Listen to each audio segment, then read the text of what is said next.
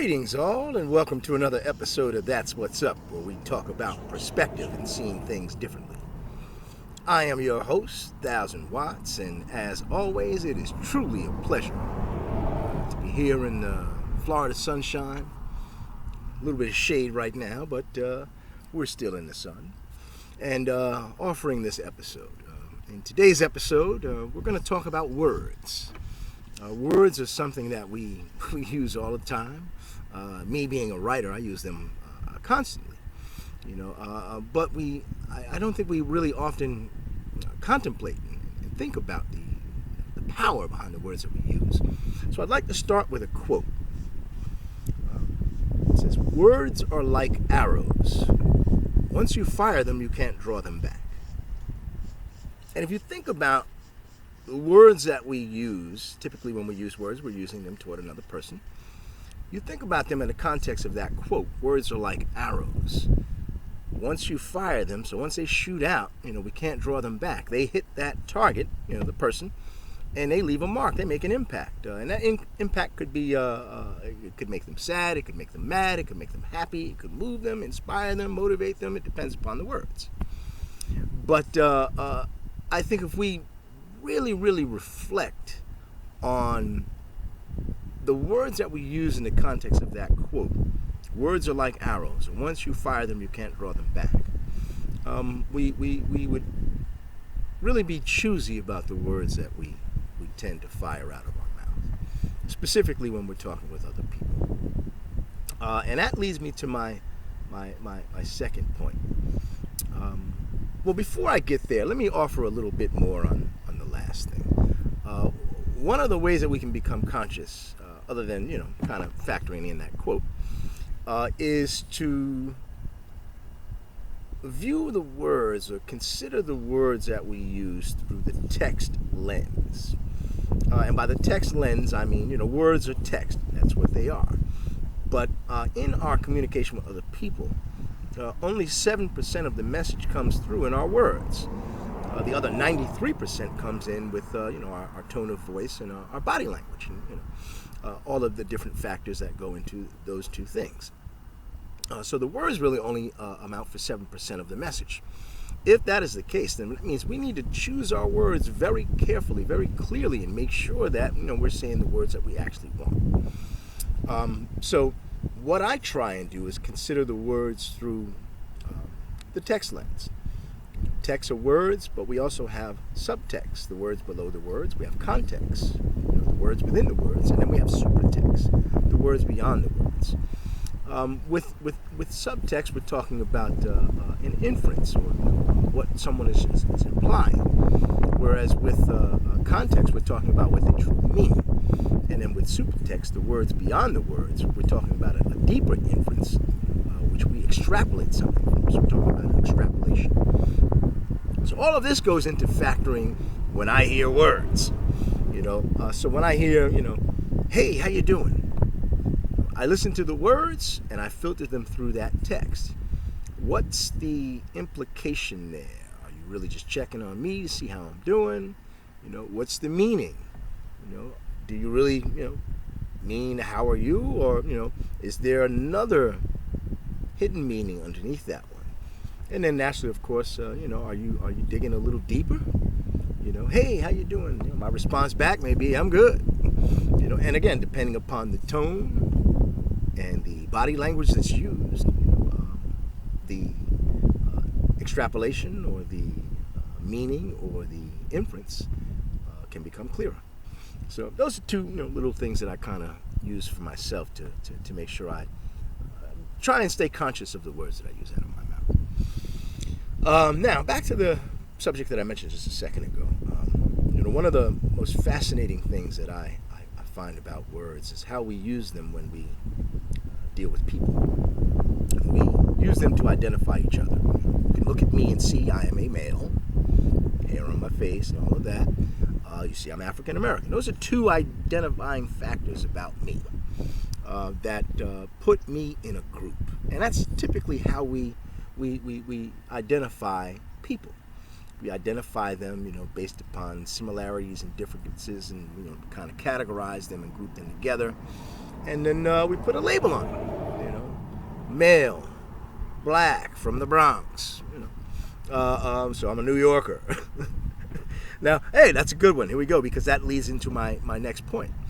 Typically, what we also end up doing, we base our opinions about them based on a consistent pattern of behavior. New Yorkers talk pretty fast. We're usually pretty aggressive and loud, so we have a stereotype for having an attitude, a New York attitude. Again, that's a judgment, and that's usually where we run into problems because our judgments are faulty. We base them off of our own experiences about a particular group. And then we kind of categorize the individual that we're dealing with, or people that we're dealing with, and put them in that group and form a judgment about them. For us, a lot of times that feels wrong, right? Stereotyping, it just feels wrong. It feels off. It feels like bad, like I'm not supposed to do it. Well, possibly that's because maybe we're not. But I think also it goes to the heart of this sense of dis-ease in ourselves. And that's, all on us. Really, it is. Because it's our perspective. We're the one who formulated the judgment. So, and that judgment is based upon our own experience and our own viewpoints. So we're the one that formed that judgment. So we technically control this whole thing. But again, the problem lies in this sense of dis-ease.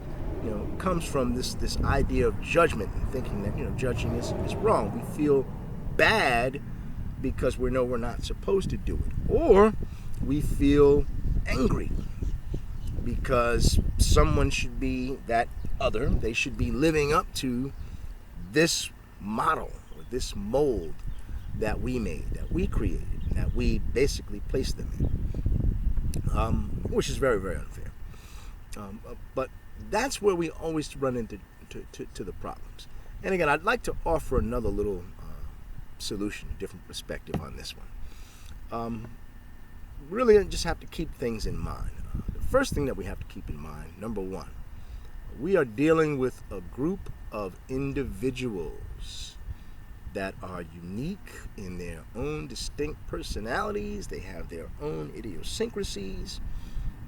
We are dealing with a group of individuals. So although there may be some consistent behavior patterns and that may fit, they may fit that label, we can't place that judgment on them because we have to view them as an individual. So make sure we kind of deal with them as an individual is basically what I'm saying with the first one. The second one kind of falls underneath 3 points that we need to keep in mind before we actually formulate our judgments. Again, keep these 3 things in mind before we formulate our judgment. Number one, we're dealing with individuals in a group. Number 2, we have our own stuff that we're carrying into this whole equation. We have our own beliefs, principles, ideas that we have on that belief window right in front of us. And we're viewing the world through these. We carry all of that into our interactions with other people. And we formulate our judgments based upon those things. Typically what will end up happening when we do that is we will project our stuff onto the other person. And that's really not fair to them. So what I try and do is make sure that I'm conscious of that. I come in this with my own stuff. And I own it. If I can't clear it up and clean it up and get it off my perspective so that I can view things very objectively and cleanly, then I make sure I recognize and acknowledge, hey, you got your own junk about that, man, and you need to own that because that's factoring into what you're doing. And just to give you a quick analogy, I drive around in my car, and I have in the back my squeegee, and I keep water, and I got my rain eggs, I got my little towels, and I got my little beach bag. I have everything right there in the trunk of the car. But I have all of the squeegee and all of that stuff, and I'll be the quick one to just pull over to the side of the road and clean my windows, because I need to be able to see. A lot of different things going on the road.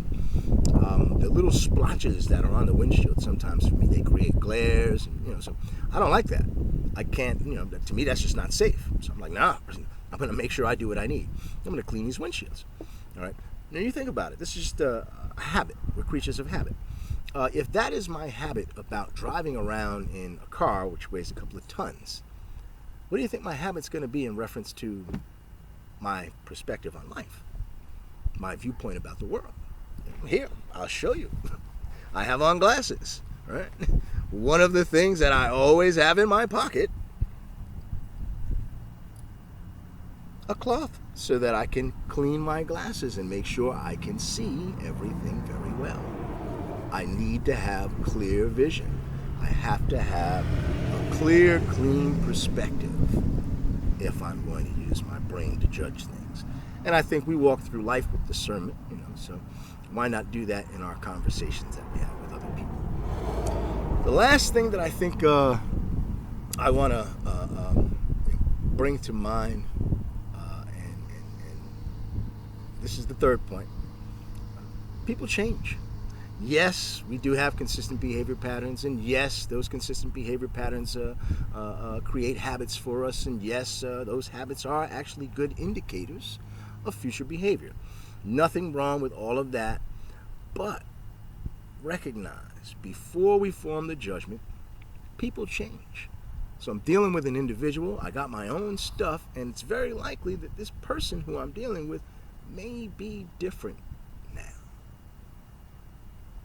If I can just keep those factors in mind before I formulate my judgments and before I go into my interactions with other people, and before I speak my words to them, knowing that my words are going to have an impact on them, then it's going to make my interactions so much better, because people will recognize, hey, you are conscious about making sure that you're not offending me.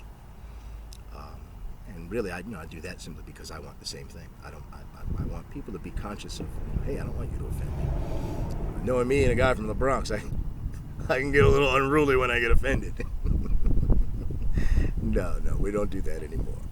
But yes, if you keep these factors in mind, they will make your interactions with other people much more fruitful and allow you to see things differently. Because like I said, it's always about perspective. Because that's what's up. Thanks for tuning in. Peace and blessings.